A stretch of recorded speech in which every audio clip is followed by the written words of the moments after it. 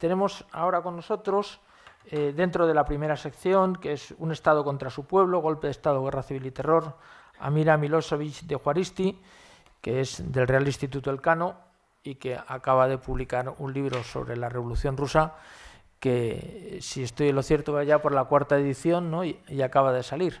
Pues llamándose Milošević, viene de los países del este, pero hoy día ya es española, y yo creo que nos va a dar una visión española, pero también del otro lado de Europa, del tema que nos interesa, dado que es una gran especialista. Quería agradecer a la Universidad San Pablo por invitarme a participar en este congreso sobre la Revolución Rusa, y sobre todo quería felicitarles por organizar este congreso, que organizar cualquier congreso es muy complicado, y sobre la Revolución Rusa es pues quizás de alguna manera aún más, en el sentido de que se trata de un tema muy ideologizado y muy politizado.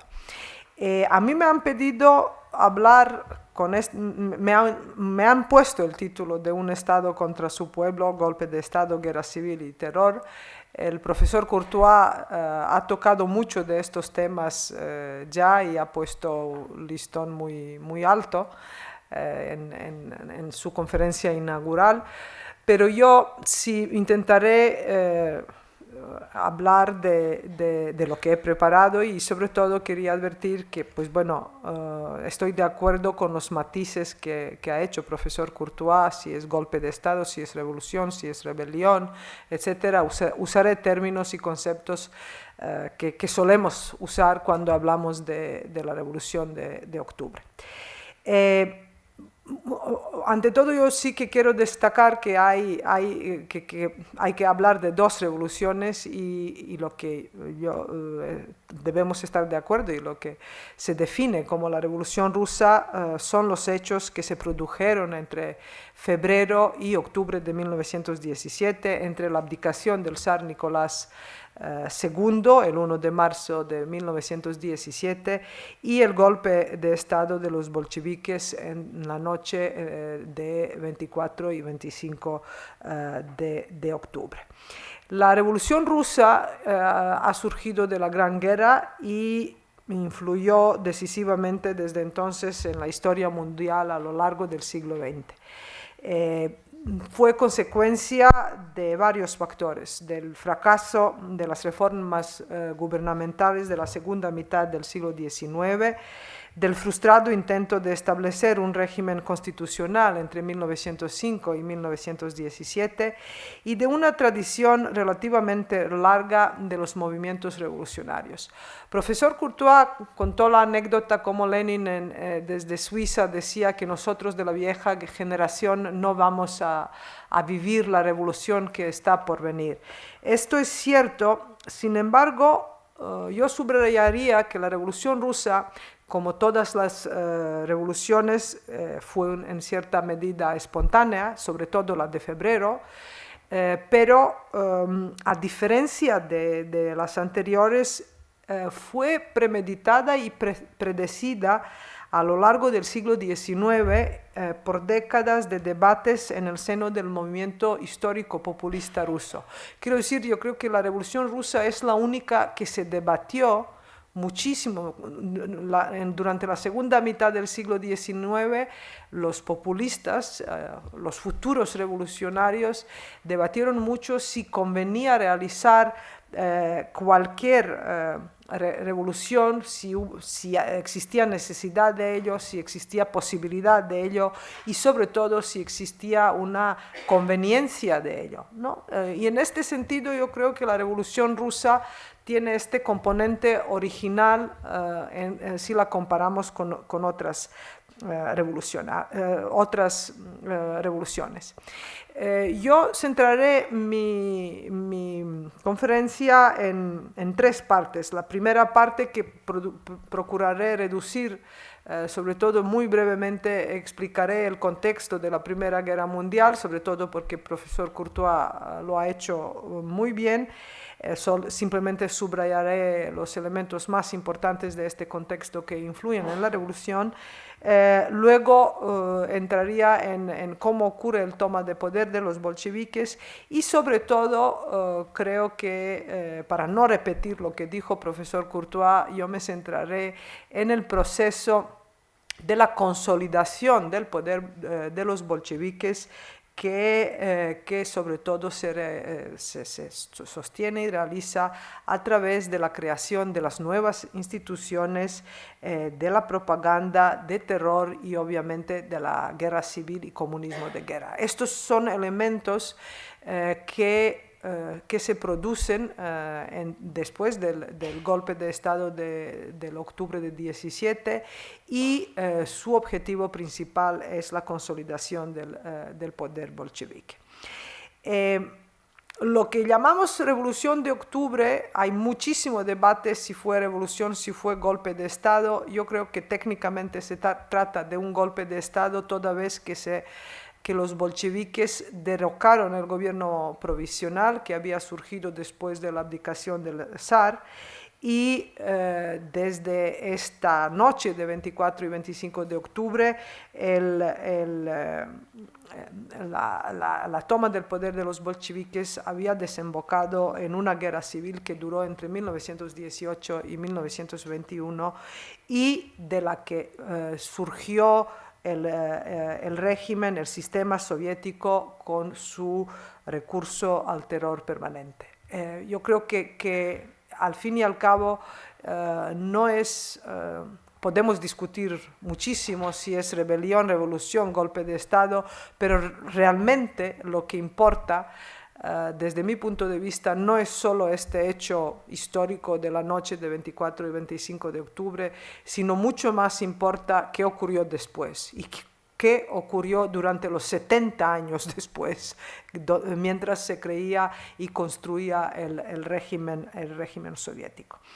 Sin duda alguna, gracias a una poderosa maquinaria de propaganda, a la labor de los historiadores soviéticos, de los intelectuales y trabajadores también de otros países, el Partido Comunista de la Unión Soviética pudo construir el mito de una revolución proletaria y tanto en la época de Stalin, que gobernó entre 1924 y 1953, como luego en la época de Nikita Khrushchev, que promovió en la forma del proceso de desestalinización, había inventado un nuevo sujeto que se llamaba Sovietsky Narod o el pueblo soviético, y durante la época de Khrushchev, entre 1953 y 1964, realmente se promovió con fuerza esa idea de una revolución proletaria.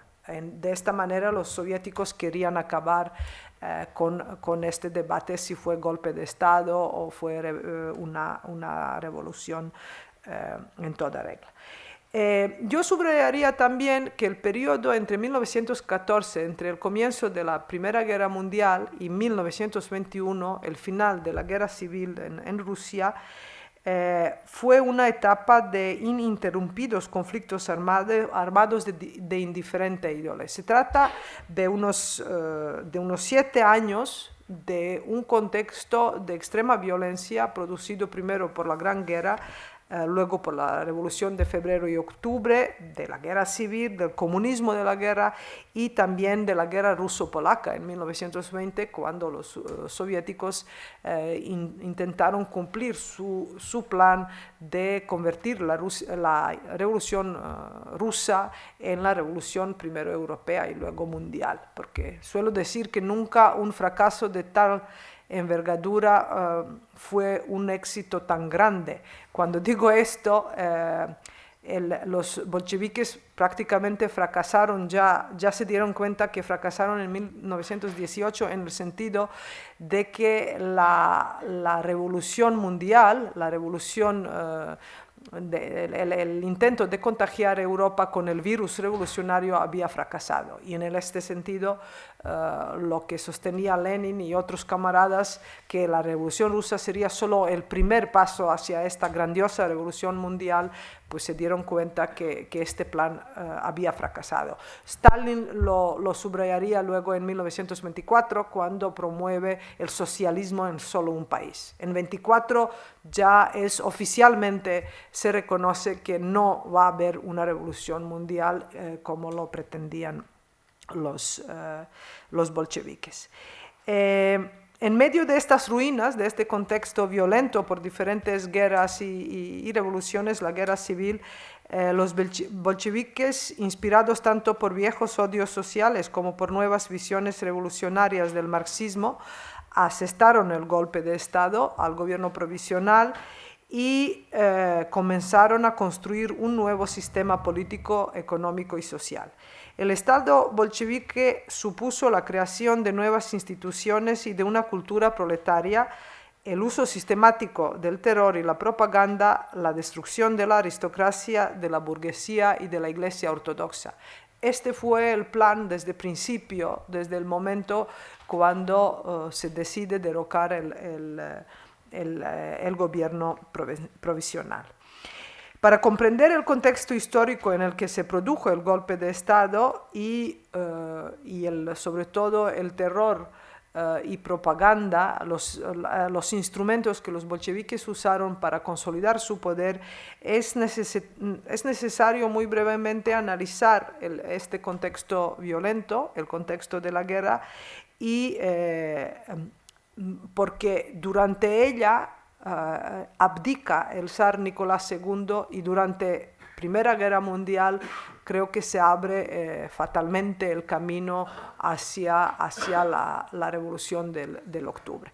En primer lugar, ¿por qué Rusia entró en la guerra? Porque realmente el régimen zarista ya tenía lo que describe muy bien y lo que el profesor Courtois mencionó, tanto Richard Pipes como Orlando Figes describen de una manera muy detallada y muy precisa los 10 años, 20 anteriores a la revolución, el número de las huelgas, las tensiones sociales, económicas, políticas, etc. Quiero decir que el régimen zarista en 1914 sabía que no le conviene abrir un nuevo frente, digamos, y un nuevo problema en Rusia. Sin embargo, Rusia zarista entra en la guerra y esto se debe a varios factores. En primer lugar, el zar temía una segunda derrota diplomática en los Balcanes, su histórica zona de influencia, donde ya en 1908 el Imperio Austrohúngaro había anexionado Bosnia y Herzegovina, a pesar de que la aliada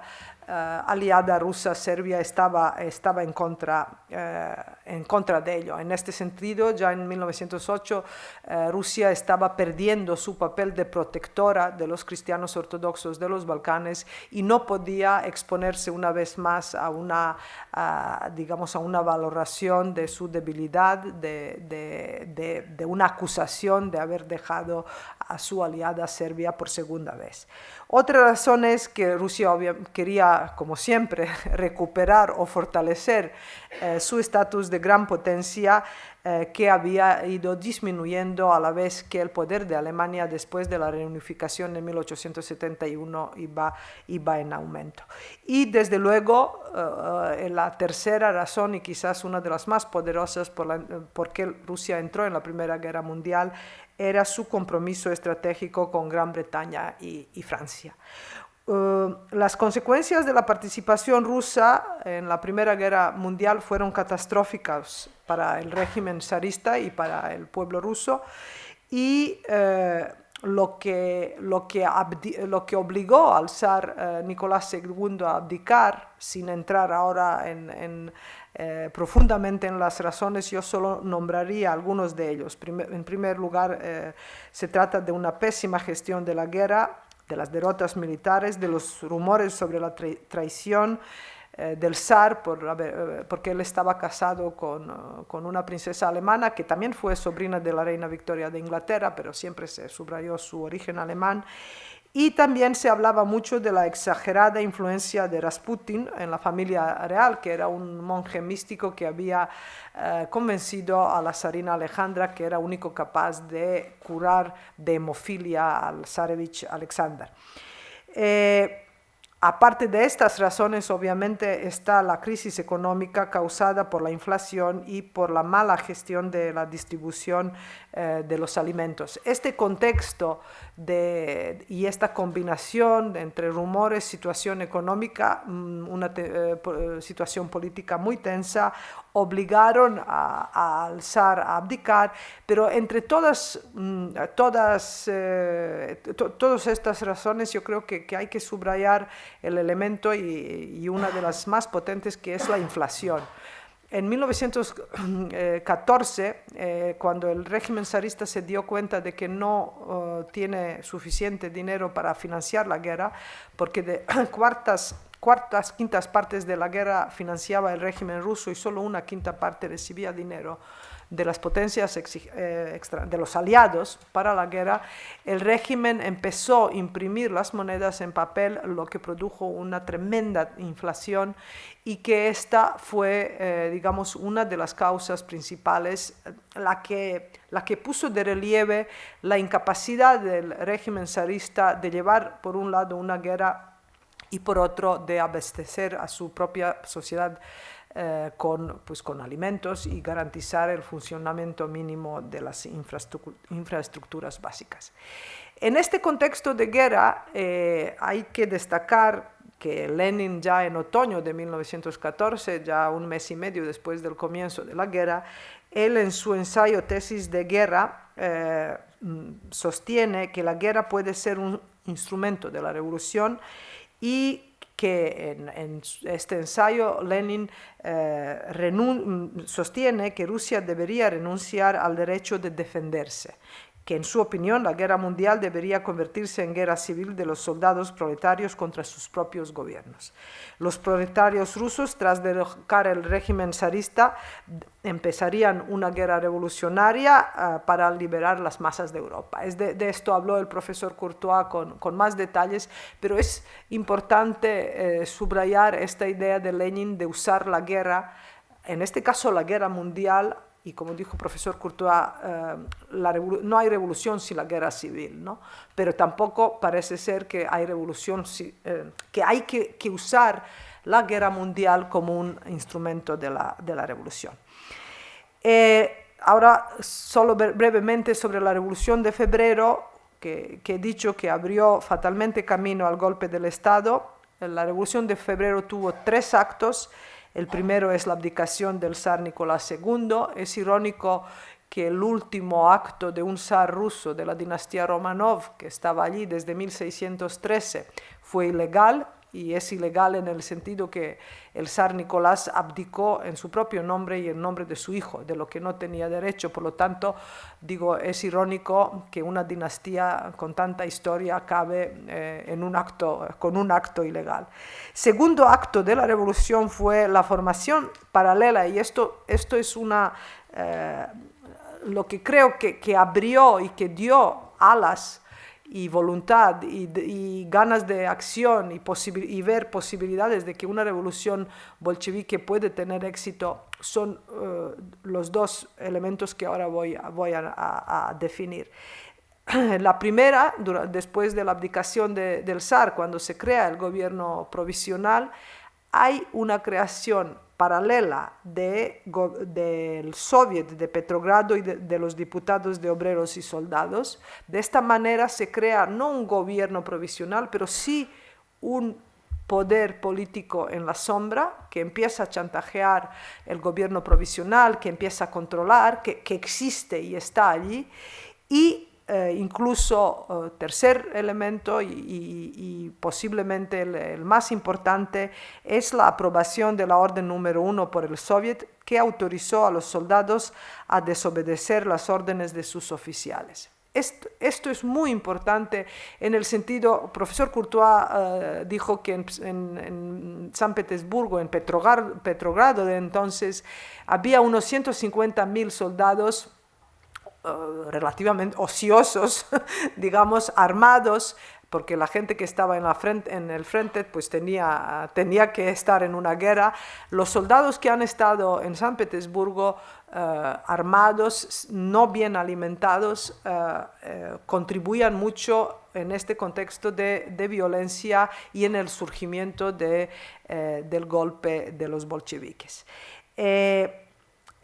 ¿Por qué el orden número 1 es importante? Porque autoriza a los soldados a no obedecer a los oficiales. En este sentido, el Estado, o por lo menos los que le representan en este caso, el ejército, el Estado pierde el monopolio de la violencia. Y en este momento los soldados, sin ninguna obligación de obedecer a sus oficiales, realmente cada vez más expresan su lealtad hacia los bolcheviques. El gobierno provisional, si hablamos del golpe de Estado, yo he dicho que estoy a favor de este concepto, toda vez que técnicamente se trata de que una ala minoritaria del Partido Socialdemócrata, la ala izquierda, los bolcheviques, derroca el gobierno provisional y por lo tanto he dicho que técnicamente podemos hablar de un golpe de Estado. Pero ¿qué es este gobierno provisional? Hablamos mucho del gobierno provisional. El gobierno provisional fue el nombre que adoptó el gobierno central entre la abdicación sucesiva del zar Nicolás II y de su hermano el gran duque Mijaíl en el 1 y 2 de marzo de 1917 y el golpe del Estado de noche de 24 y 25 de octubre.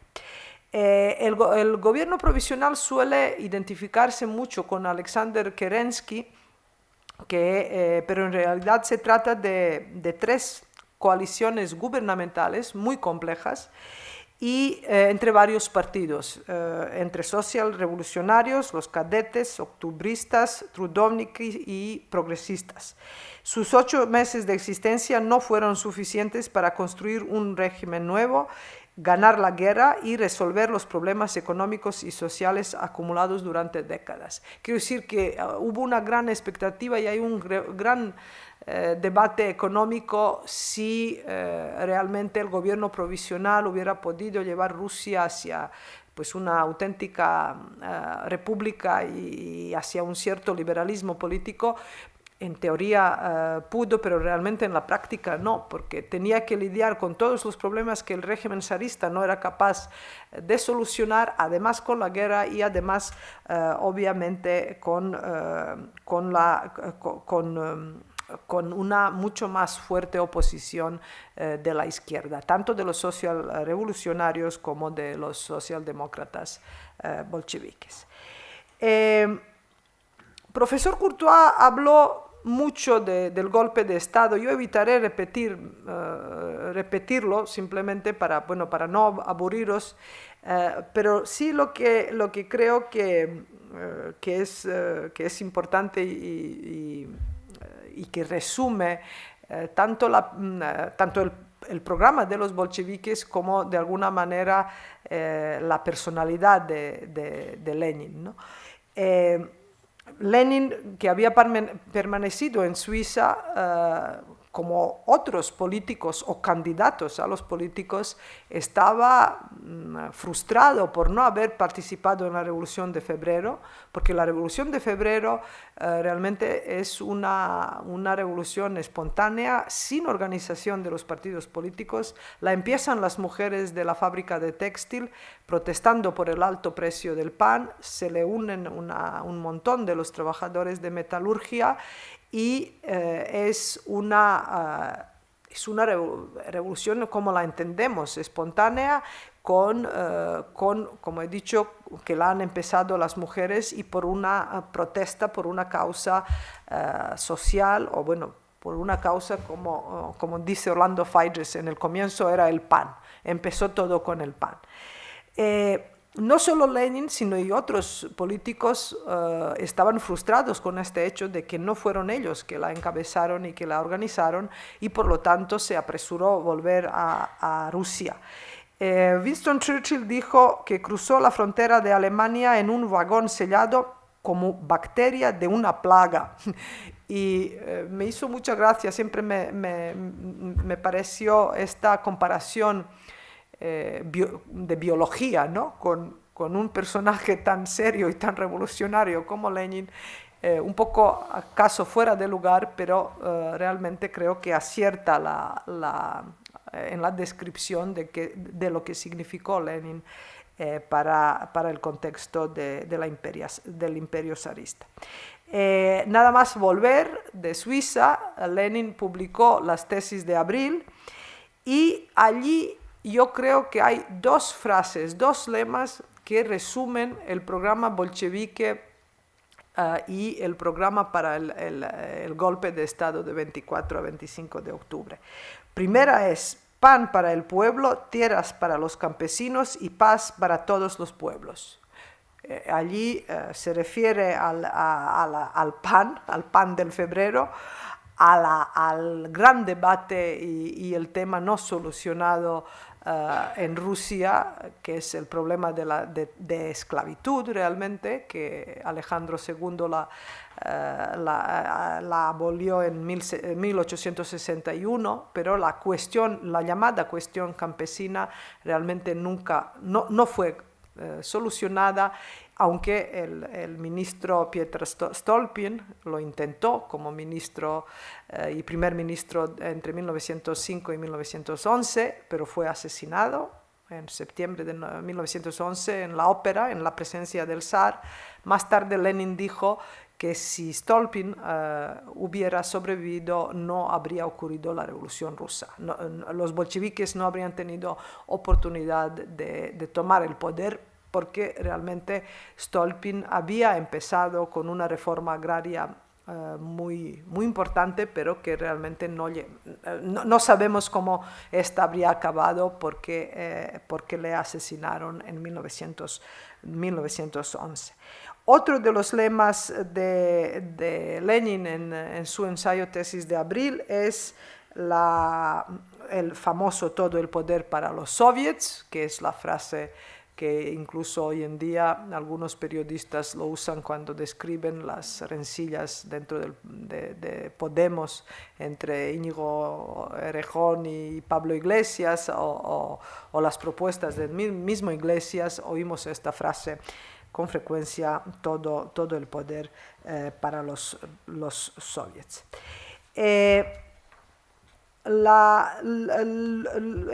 Del golpe en sí ha hablado mucho profesor Courtois.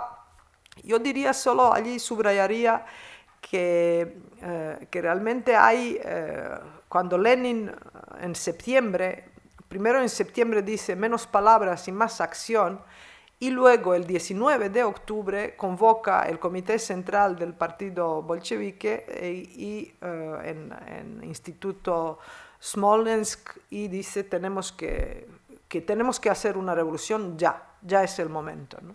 Entonces Kamenev, Zinoviev, otros prácticamente 10 miembros del Comité Central se oponen a ello, sobre todo cargados por la convicción de la teoría marxista que una revolución proletaria no puede ocurrir en Rusia. Otros dicen que Europa no está preparada para una revolución mundial, etc. El único que apoya a Lenin en 19 de octubre es Trotsky. Trotsky dice, sí, ha llegado el momento, vamos a hacerlo, pero no vamos a hacerlo hoy ni mañana, vamos a hacerlo en noche de 24 y 25 de octubre para que no pareciera un golpe de Estado. Trotsky era el más inteligente posiblemente de todos ellos. Quiero decir, Trotsky quería que coincida con el segundo congreso de los soviets y que se presente la toma del poder como una cosa de decisión de los soviets, o por lo menos que ésta se legitime inmediatamente durante el Congreso de los Soviets. La idea de Trotsky prevaleció y por lo tanto el golpe se asestó el noche de 24-25 de octubre. Yo uso el calendario juliano toda vez que los rusos lo usan hasta 1 de enero de 1918. El golpe en sí empezó con que Kerensky por la mañana, el 24 de octubre, había ordenado el alejamiento del buque de guerra Aurora que estaba delante del Palacio de Invierno, que se aleje, y ordenó que se cierren los periódicos bolcheviques. Trotsky dio una contraorden y era el comienzo de entrar en las hostilidades. Lo que facilitó la toma de poder de los bolcheviques, aparte de estos dos elementos que he nombrado, que existe ya un poder en sombra como los soviets de los soldados y obreros de Petrogrado, y el orden número 1 de que los soldados no obedezcan a sus oficiales. Mientras tanto, hay dos elementos que también lo facilitan. Una es la creación de la Guardia Roja, que Lenin se rodea de la gente armada como protección, y sobre todo a finales de septiembre, la creación, lo que ellos llaman un comité militar revolucionario. El comité militar revolucionario tiene un papel extraordinario porque supone, ya con aceptación y de qué manera del gobierno provisional, que se armen los obreros, los soldados ya tienen armas, pero que formen parte del comité militar revolucionario en el caso de que el gobierno provisional dejase la defensa de Petrogrado, que abandone la defensa y que deje Petrogrado en manos de Alemania. Esta idea, que fue de Trotsky, realmente agrupó un gran número de gente que tenía armas y que realmente era perfecta para realizar un golpe de Estado. Otra de las facilidades del golpe fue que los bolcheviques ya se habían apoderado de los puntos claves de la infraestructura, de los ferrocarriles, del telégrafo, de los correos, de lo que supone, digamos, un pilar administrativo y la infraestructura de funcionamiento de un Estado. Esto ocurrió en Moscú y en Petrogrado. No hablo de Siberia, ¿no? Pero una vez realizado el golpe, los Trotsky y Lenin declararon que a partir de entonces todo el poder cae en los soviets y que, como dijo Lenin el mismo 26 de octubre, ahora debemos proceder a construir un orden socialista. Esto era el día siguiente. Profesor Courtois habló del segundo golpe de Estado que se produjo con la creación o intento de crear y de constituir una asamblea constituyente. Allí clarísimamente no podemos hablar del golpe de Estado porque se trata de una asamblea constituyente, pero clarísimamente es el segunda toma de poder de una manera violenta por parte de Lenin, donde clarísimamente primero se dio cuenta que la Asamblea Constituyente es una amenaza para el poder bolchevique y que no la había ganado.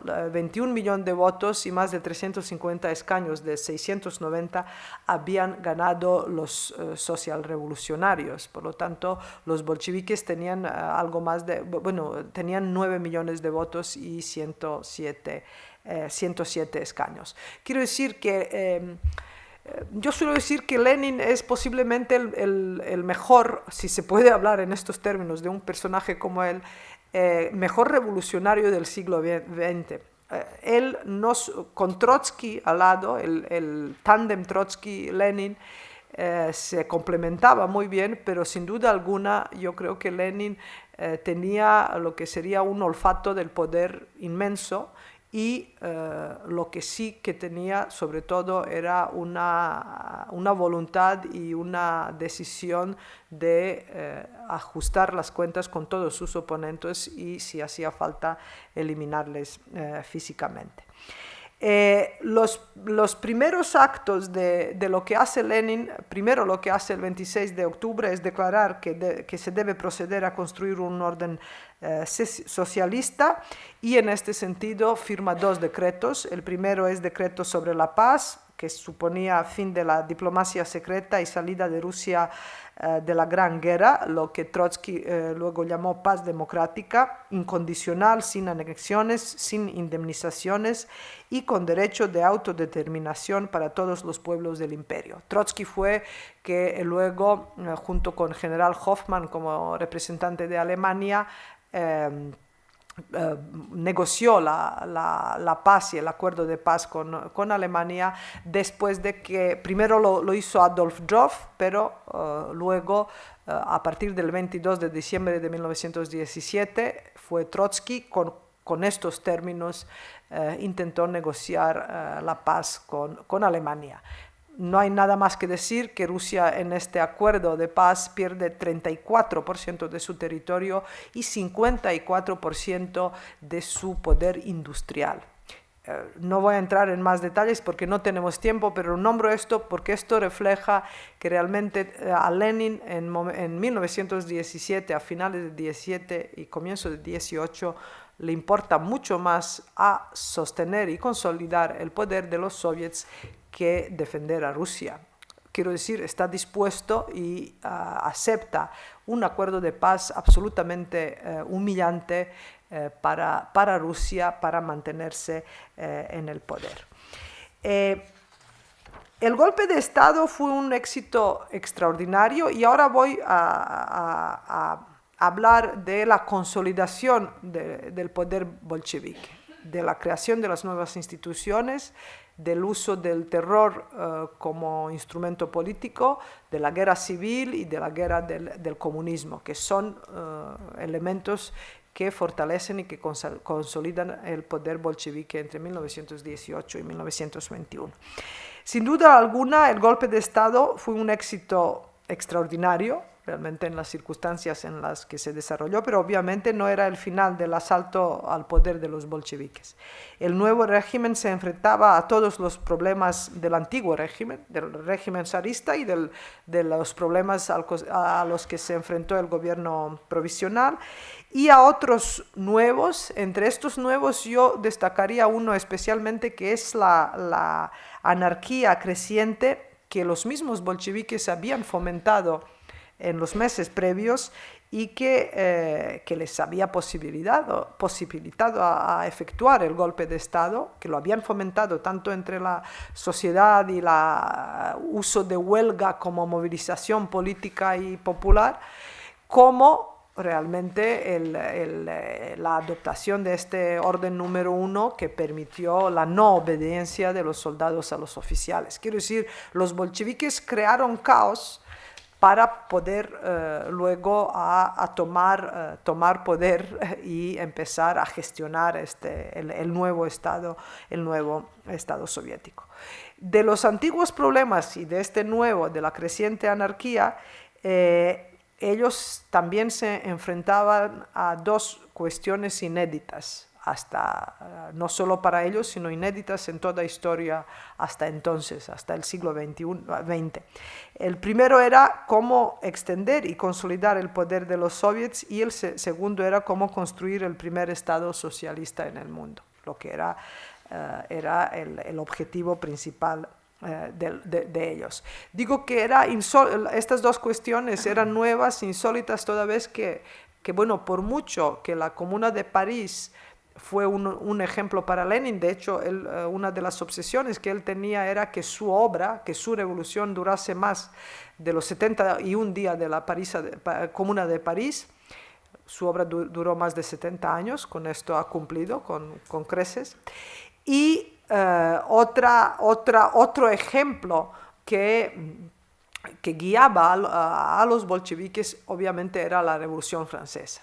Pero ninguno de los dos realmente podía dar pautas exactas, ninguno de los dos fueron manuales de cómo actuar en construir un Estado comunista y un Estado socialista. En este sentido, hay que reconocer que los bolcheviques eran, pues bueno, bastante creativos en este sentido, ¿no? A enfrentarse a un problema completamente nuevo. Otra cosa es que los resultados de esta creatividad y de esta nueva creación fueron nefastos tanto para la Unión Soviética como para Europa y el mundo en general.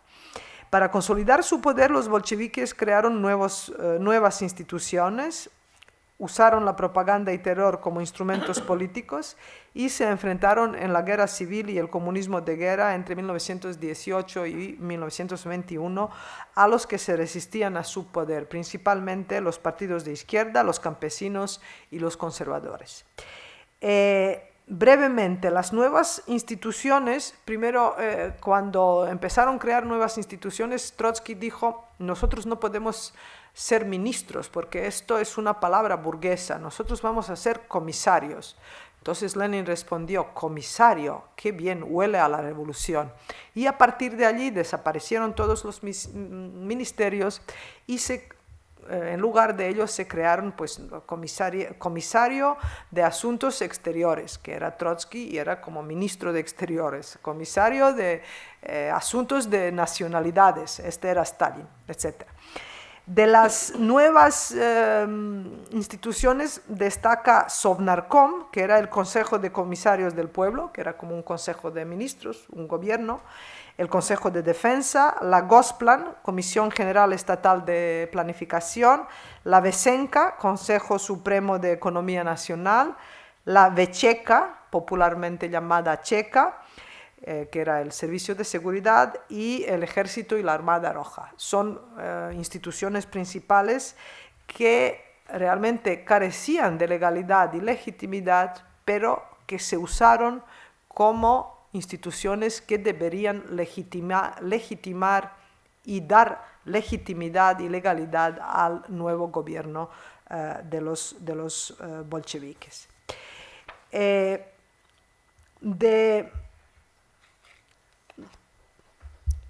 Profesor Courtois habló de la Checa mucho y, en fin, él ha publicado el libro negro del comunismo, donde describe con perfección el uso del terror como un instrumento político. Pero yo sí que creo que sí. Hay muchos archivos abiertos después de la desintegración de la Unión Soviética que son accesibles tanto para los académicos como para quien quiera investigar. Y sin embargo, yo creo que todavía no hemos llegado a comprender comprender todo de por qué el régimen bolchevique, por qué el Estado bolchevique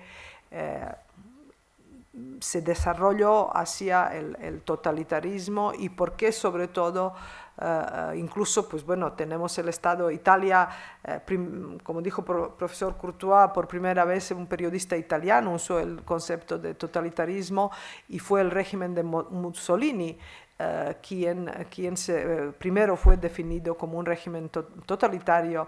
¿Por qué el régimen soviético se desarrolló hacia tan extremo terror y por qué ocurrió lo que llamamos hoy en día el gran terror de Stalin que se realizó en los años 30, exactamente entre 1934 y 38? Y me temo que yo no puedo daros respuestas definitivas y concretas, pero sí que creo que una de las explicaciones, no puedo dar respuestas definitivas y concretas porque yo creo que los historiadores y los analistas buscamos argumentos racionales y que en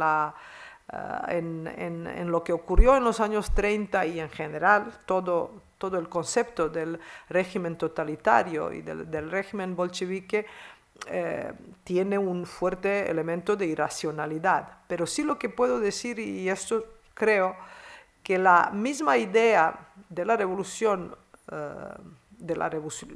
comunista va más allá de la idea de la revolución como la entendemos después de la Revolución Francesa, que es una toma del poder desde abajo y un cambio, derrocamiento de un poder político para cambiar su estructura política, social y económica, hacer un cambio de régimen de manera violenta.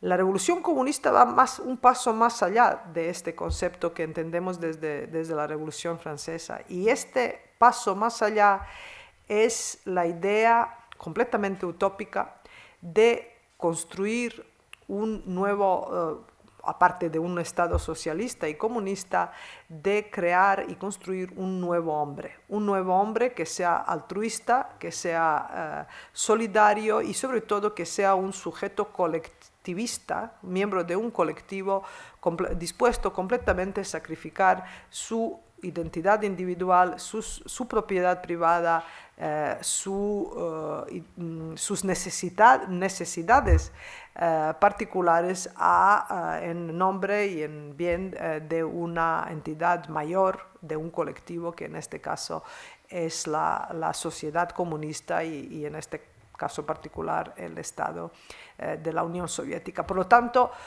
yo creo que la lógica interna de la misma idea utópica de realizar la revolución comunista conlleva consigo este elemento de terror y de obligación de imponer la utopía, y la utopía no se puede imponer sin métodos violentos, por eso mismo se llama utopía, ¿no? porque no es realidad.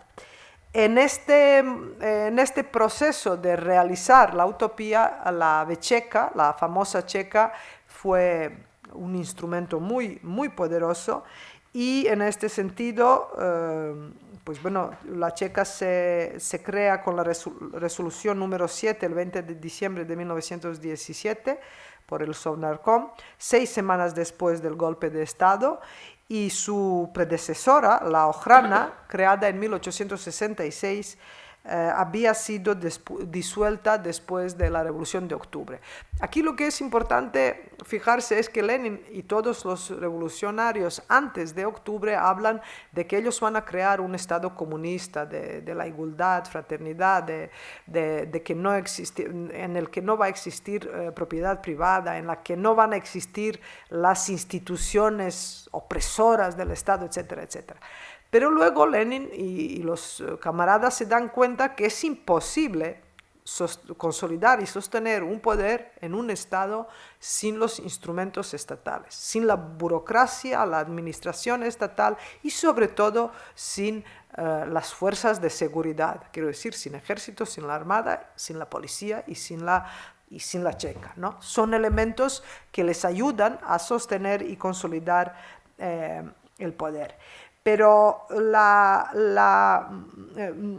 lo que también llama la atención, no solo que se da cuenta que es imposible sostener el poder sin estos pilares administrativos, burocráticos y de seguridad estatales, sino que él, en el caso de servicio de seguridad, en el caso de Checa, si la comparamos con las competencias que tenía Ojrana, la seguridad servicio de seguridad del imperio zarista, la Checa incrementa muchísimo sus competencias y el poder de la policía secreta. Los bolcheviques, por lo tanto, crean un régimen muchísimo más tiránico del que fue zarista. Y Checa es una prueba de ello. Solo como para reflejar la idea misma de la Checa, voy a citar una frase de Lenin que se publicó en el periódico Pravda el 22 de noviembre de 1917. Se publicó una declaración de Lenin al respecto y Lenin decía: el Estado es un instrumento de coacción. Nosotros deseamos transformar el Estado en una institución para forzar la voluntad del pueblo. Queremos organizar la violencia en nombre de los intereses de los obreros. Yo creo que está muy bien resumido de lo que quiere, de la violencia que va a aplicar para conseguirlo y de lo que Checa va a significar en futuro en la Unión Soviética. Martin Latis, el jefe de la Checa de Letonia, él también tiene una de estas declaraciones y dice: los prisioneros de la Checa no deberían ser juzgados por sus acciones, sino de acuerdo con sus orígenes sociales. Nosotros no estamos librando la guerra contra unas personas individuales, queremos exterminar la burguesía como clase. Aquí se ve otra de las ideas que son meollo, qué significó y qué pretendió la revolución de los bolcheviques. Solo como un pequeño ejemplo de comparación, la Checa recogió la larga experiencia de la policía política zarista, pero difiriendo cualitativa y cuantitativamente de su predecesora, la Ojrana. Durante los últimos 15 años del zarismo fueron ejecutados 14.000 personas. En cualquier caso, la Ojrana estaba subordinada al Ministerio de Interior, tenía muy pocos poderes extrajudiciales y no estaba autorizada a ejecutar. En cambio, la Checa fue responsable de unas 140.000 ejecuciones, 10 veces más, y posiblemente de otras tantas muertes en la represión en los focos de insurrección después de la revolución. Ambas organizaciones estaban compuestas por profesionales de la infiltración. La Ojrana penetró y neutralizó a los partidos revolucionarios, lo que se demostró en la Revolución de Febrero, porque estos no participaron en ella, y la Checa contribuyó decisivamente a la supervivencia del régimen soviético. No es el único elemento, pero no hay régimen totalitario, no hay stalinismo, no hay bolchevismo, no hay Estado comunista sin la Checa, sin el terror. Y como dijo el propio Lenin, la definición científica de la dictadura del proletariado no significa nada más que el poder sin límites, basado en la fuerza y no restringido por ninguna ley. Yo creo que estas frases de Lenin, y las cito aposta, cierran cualquier debate que también mencionó el profesor Courtois, si Lenin era bueno y luego vino Stalin y no era tan bueno y desvirtualizó sus ideas, etcétera, etcétera. Stalin mismo se defendía a sí mismo como un gran discípulo de Lenin, y no hay que olvidar que fue Lenin que creó todas las instituciones de represión, empezando por la Checa, que la creó el 20 de diciembre, 6 semanas después del golpe de Estado del octubre de 1917. Para acabar, brevemente voy a referir a la guerra civil, porque la guerra civil no había revolución sin guerra, era inimaginable, y incluso sin la guerra mundial parecía, ¿no? Pero la guerra civil es un tema muy importante en el imaginario de los bolcheviques, sobre todo antes de que ocurrió, antes de 1918. Lenin y Trotsky, como otros camaradas, creían primero que la guerra sería una fase necesaria en la lucha de las clases, pero también usaban mucho el término de la guerra cuando antes de la revolución hablaban de los derechos vulnerados de los obreros. Normalmente acusaban a los burgueses de haber comenzado una guerra civil cuando según su juicio, reprimían a los obreros. Y incluso después de octubre de 1917, el concepto de la guerra civil y el concepto de lucha de las clases eran sinónimos, porque la lucha de las clases es la guerra, al fin y al cabo. Sin embargo, cuando la guerra de verdad empieza, en 1918, ellos empiezan a usar el concepto de guerra civil en sentido más convencional, como enfrentamiento entre los rojos y blancos, entre las fuerzas de los bolcheviques y todos los demás que se les oponían. que eran pues, bueno, los prozaristas, una parte del Partido Social Revolucionario, gente que estaba también en los partidos de la izquierda, pero que no estaban de acuerdo con la política de los bolcheviques. La creación del Ejército Rojo de Obreros y Campesinos comenzó en febrero de 1918 y tenía una doble función: primero luchar contra los enemigos internos, estos que he nombrado, y también tenía una función externa. En futuro debía ser enviada a Berlín para provocar una insurrección de clase obrera alemana, con la idea de esta revolución mundial. Pues bueno, esto no fue posible, sobre todo gracias a los polacos también, que en 1920 Rusia entró en una guerra en territorio de Polonia que intentó impedir, pero también hay que decir que las condiciones de una revolución proletaria en Alemania no existían, ¿no? La guerra civil se ha desarrollado en dos fases y cada una de ellas tiene también, en dos partes y cada una tiene dos fases. No tenemos tiempo para entrar en detalles y además hablar de una guerra sin mapas no tiene mucho sentido. Pero lo que sí podemos sacar como conclusión de la guerra es: primero, la ganaron los bolcheviques, esto está claro. ¿Y por qué la ganaron? Bueno, la ganaron por varios factores. Uno de ellos es que fueron superiores en el número de combatientes, porque el número de los obreros y campesinos que iban a luchar con los rojos aumentaba día tras día. Luego, hay que decir que los blancos, por muy buenos y expertos militares que eran, y lo eran, estaban muy divididos y luchaban en diferentes frentes que realmente cualquier victoria que conseguía el almirante Kolchak o general Yudenich no tenía mucho sentido, toda vez que los blancos no llegaron a controlar un territorio unido de sus propias conquistas.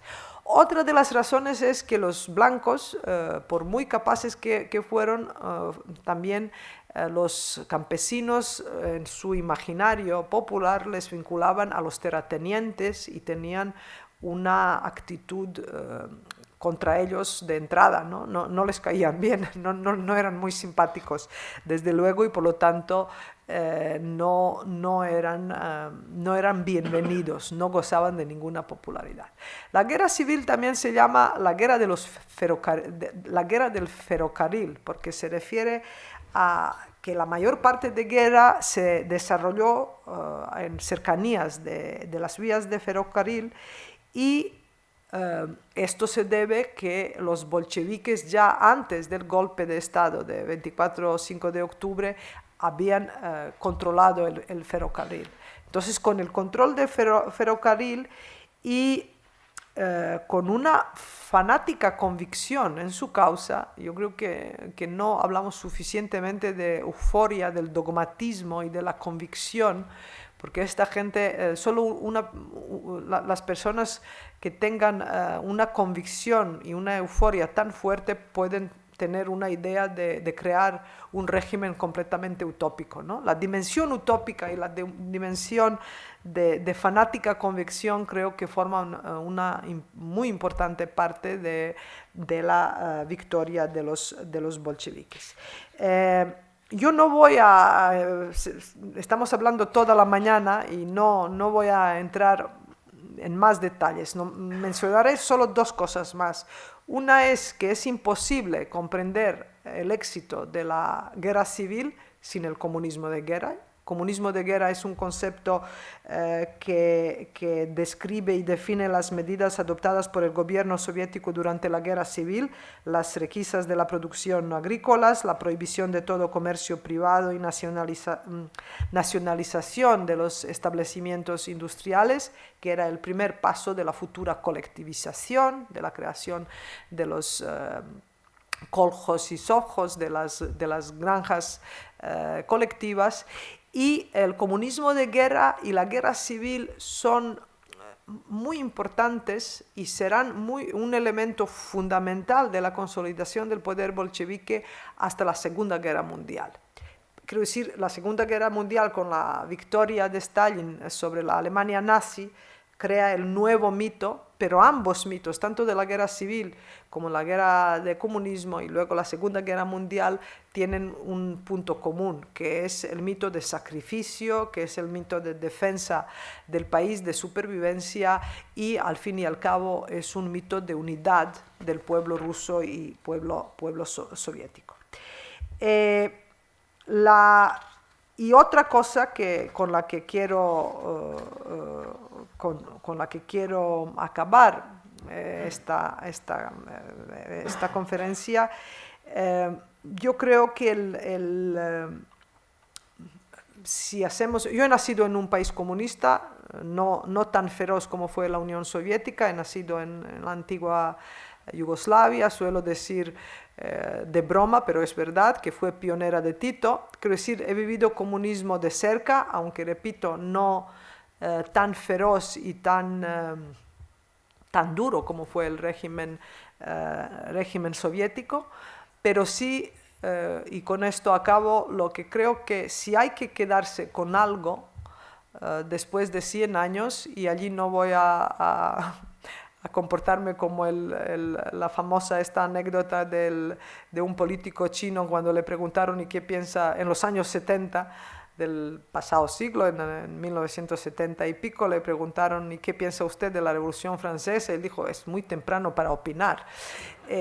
Yo me atrevo 100 años después y teniendo mis antecedentes de mi biografía, me atrevo a juzgar. Y concluiré con ello. Creo que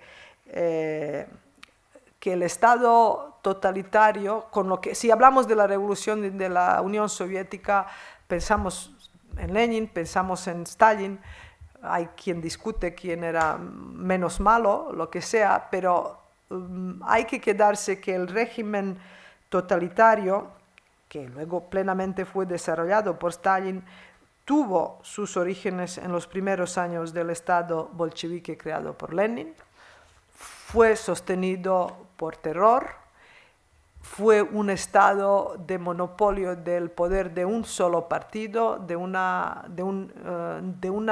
arbitrariedad jurídica absoluta, de lo que Hannah Arendt describió como principal característica de los regímenes totalitarios, que es la falta de distinción entre la vida privada y pública. Fue un régimen que ha tenido sus logros en la industrialización, en la educación, en la victoria en la Segunda Guerra Mundial, pero yo creo que sus logros no compensan el daño y lo terrible y lo terrorífico que fue el régimen comunista. Y con esto definitivamente acabo. Ya Lenin en 1917, cuando creó la Checa, dijo: un régimen dispuesto a ejercer un terror ilimitado no puede ser derivado. De esta manera Lenin homenajeaba a Robespierre de la Revolución Francesa, que había dicho que hay que gobernar a los enemigos del pueblo con el terror. En este sentido, Lenin es alumno, discípulo de Robespierre, y Stalin de Lenin, pero creo que nadie sabrá nunca el número exacto de las víctimas del régimen soviético y en general de los regímenes comunistas, pero lo que sí que está claro es que el terror fue, como lo explicó Trotsky en su ensayo Terrorismo y Comunismo, el factor fundamental de la victoria bolchevique. Muchas gracias. Pues muchísimas gracias a la profesora Milosevic. Nosotros no teníamos previsto el turno de preguntas, pero como saben ustedes, lo bueno que tiene el Congreso es que luego todos nos encontramos por aquí y si los ponentes se dejan ser razonablemente asaltados. Sí decir dos cosas. Primero, que la conferencia ha sido interesantísima y luego inquietante, dado que España está en un proceso, podríamos llamarle revolucionario, y alguna de las cosas que ha contado la profesora Mira Milosevic casi suenan a lo que estamos viviendo. Con lo cual yo creo que es verdad que el profesor del Instituto Bullón, el director del Instituto, tiene una bola de cristal y tiene la rarísima habilidad de hace año y pico adivinar el futuro de que iba a coincidir este congreso sobre la Revolución Rusa con los sucesos que estamos viviendo en España. Pero claro, es que es lo bueno de tener un jefe que es mago. Muchísimas gracias y en 5 minutos continuamos con el congreso.